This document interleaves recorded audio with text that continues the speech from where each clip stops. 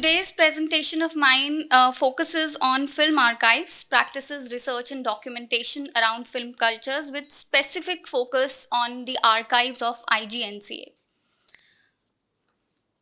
Film and media archives of different varieties exist globally, we all know that, and many of them are accessible in bootleg form and many are still to be discovered. Many more remain hidden from public and are always in danger of becoming permanently invisible due to the over-exuberant gatekeepers that we all know of, the lack of resources, neglect, and also the physical decay. In contemporary media culture, fragments of filmed history are constantly being reassembled into new films and new videos to create audiovisual constructions of historical memory. Building on traditions of found footage and compilation films, digital media has made this practice proliferate across the globe. New technologies have also transformed the status of archives from closed institutions to open access, with significant implications for the aesthetics and politics of archival practices. I begin with a very basic question about what exactly is a film archive. The film archive or archives are a collection of films, film documents, and film related records that contain historical information or information of value. We can also use film archives to refer to the place where these films and related materials are stored, a place in which film records are preserved, and also the film material that is preserved. Film archives collect, restore, investigate, and conserve the audiovisual content like films, documentaries, television programs, and newsreel footage. For whom is the film archive? Well, the film archive is for everyone. It is often accessed and used by filmmakers, teachers, students, historians, and researchers, amongst others. You can see here film enthusiast in a film festival at IGNCA and renowned lyricist Prasoon Joshi visiting the B.D. Garga archive at IGNCA. Before this, you could see famous Bollywood actor Kulbhushan Kharbanda, who visited the IGNCA film archive. Moving on to the government film archives in India, the Indian government established the Films Division in 1948. Given the task of producing and distributing newsreels and documentary films, Films Division was an archive of eminence right from the beginning. Post-independence, films made by the erstwhile colonial agencies of Information Films of India, Indian News Parade, and Army Film and Photographic Unit were handed over to the Films Division. In the following years, it preserved audio and visual records of India's history of decolonization and the process of nation building, and today it safeguards more than 8,000 newsreels and documentaries on historical events and political figures. The National Film Archive of India was established much later than that in 1964 with the mandate to trace, acquire, and preserve the heritage of fiction cinema in India. NFAI has reserves of several thousand films, books, scripts, posters, and photographs dating back to 1910s, and it actively promotes film research and scholarship on Indian and South Indian cinema. Apart from Films Division and NFAI, the other two film units of significance include the Children Film Society of India, established in 1955, and the Directorate of Film Festivals, established in 1976. While the former is responsible for producing children's films, the latter organizes the National Film Award, Dadasaheb Phalke Award, and the International Film Festival of India, popularly known as IFFI. All four of these institutions have historically provided original prints from their archives for screenings at the film festivals, film societies, and educational institutions around the world. Even the screening of Manthan at Cannes this year is happening only because of the Directorate of Film Festivals. Since 2023, besides Films Division, the Children's Film Society of India, the Directorate of Film Festivals, National Film Archive of India, they have all come under one umbrella, NFDC, owing to the duplicity of work performed by these bodies and the government action taken thereafter. Now I come to the two eminent collections in film archives at IGNCA. IGNCA has acquired B.D. Garga collection in 2010, which contains posters, films, pamphlets, lobby cards, photographs, working shots, negatives, sports stills, and even positives, the books. They are all available for digital access by the public. In 2017, IGNCA has also acquired Sri Ram Tamarkar collections on Indian cinema. We all are aware that Bhagwan Das Garga, also known as B.D. Garga, was an Indian documentary filmmaker and film historian, and Sri Ram Tamarkar was a film critique, author, and journalist. Well, these archives are not locked and stored inside, but they inspire practices, research, and documentation around film cultures across the globe. IGNCA has been practicing archaeology, which means the study of archives around these film circles. The connotations of studying the archaeology of films point to the cultural history that is inevitably inscribed in resurrected film fragments. The technologies of film stocks, video grain, and other signs of media history are often recorded within the imagery of archival film practices that IGNCA does, and it describes a materiality into this practice that you can touch and feel, especially in the digital domain where we are only talking about the material circulated online. These film archives give you a kind of material interaction with the stuff that is related to films. Film and media scholars at IGNC are transforming cinema into an archival language, helping us to rethink film history as a source of rich insight into the historical experience. The curated works from the B.D. Garga and Sriram Tamarkar collection include, from the two major film archives housed at IGNCA, we have organized thematic exhibitions, A Story Called Cinema, B.D. Garga Archives, and lecture series in 2017.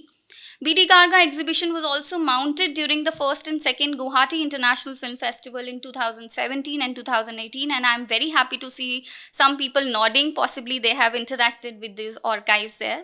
And also during second Chitrabharati Film Festival 2018 at Siri Fort Auditorium in New Delhi. A film titled The History of Emotions and Images, also curated from the works of the B.D. Garga collection, was made in 2017 and it was telecast on both Doordarshan and Lok Sabha TV. Cinema studies and research is also being done for optimum usage of the collections. Outreach of the IGNCA Cinema Archive. As part of its outreach program, the IGNCA has signed MOUs with Doordarshan and erstwhile LSTV, which is now the Sunset TV, for telecast of customized software on DD Bharati. So far, more than 180 documentaries and films have been telecast on DD Bharati and Lok Sabha television, giving us an interface with the larger public. Another thing that IGNCA is doing, and Media Center has taken the lead in this, is through its Cine Circle. Media Center has formed a film club, Cine Circle, that has been regularly screening documentary films from IGNCA's own collection and films directed and produced by well-known directors. Most of the screenings are followed by a question and answer session with the director of the film. Media Center is also organizing special exhibition of archival material from these collections in the form of huge kiosks across the country in national and international film festivals. We are organizing poster exhibitions, public talks and seminars related to cinema and documentary films in IGNCA and various other academic institutions. Film festivals on the themes like art and culture, partition horrors Remembrance Day, dance cultures in India, Northeast cinema, they have also been organized by IGNCA. Now we come to the academic interface. At the same time as filmmakers are recycling the sounds and images in new ways, museums and film archives are also undergoing significant changes in the digital era. Archivists are reaching out to filmmakers to make the film archive accessible and also to bring it to life.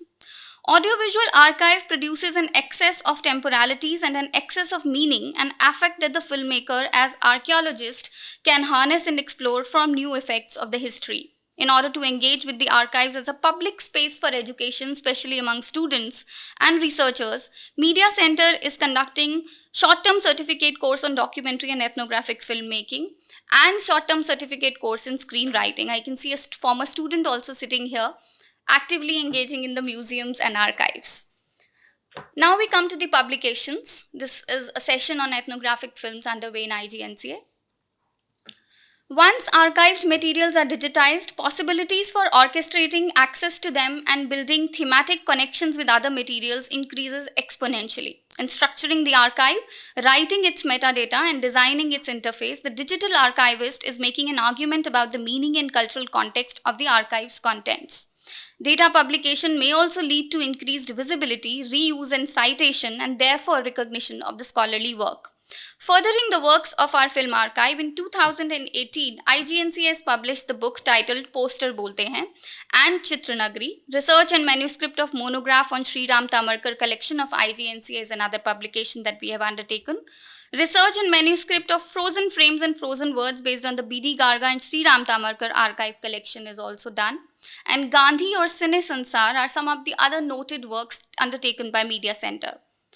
We have also brought out a special issue of Vihangama, the newsletter of IGNCA, focusing on women on cinema, and it was launched on Women's Day this year. We also have brought our first Hindi cinema encyclopedia in Hindi by Sriram Tamarkar, and this book was launched at Book Fair and is now extremely popular amongst media students across different colleges in the country. Now, a very important question: how can anyone engage with the archive? How do I use the archive? How do I benefit from the archive? In the digital era, archives have been refigured, reconfigured, redesigned, and significantly remade. In the democratization of media, corporate and state power still exists, to be sure, but as more media makers proliferate, not only is more media available for recycling and remixing, but it has also become more and more part of everyday life. The society of the spectacle is no longer as homogeneous as it once was, and the multiple forms of interactivity around us mean that it can be broken into pieces and remade. Moreover, media practices themselves are historically diverse and in being recovered can be potentially reused and reanimated with contemporary questions. So whenever you ask, how can I engage? The first answer is watch the films. Use these films as creative resources and source of inspiration. We have a lot of films in our collection. You can come anytime and access these. Interpret and reinterpret the films that you see and share your interpretations with the world. Engage into conversations, talk about cinema, discuss cinema, because each film listing also contains credits and product information, some little trivia about the making of the film, some still images from the film's making, the original synopsis of the film, and all these information while discussing can be vital in taking forward the conversations around Film Archive. You can also access the books on cinema that we publish, and you can engage with cinema installations and exhibitions that are curated on different themes all across the country. Well, the last and the most important thing, attend symposium and conversations like today, because we ourselves are also walking archives. Thank you.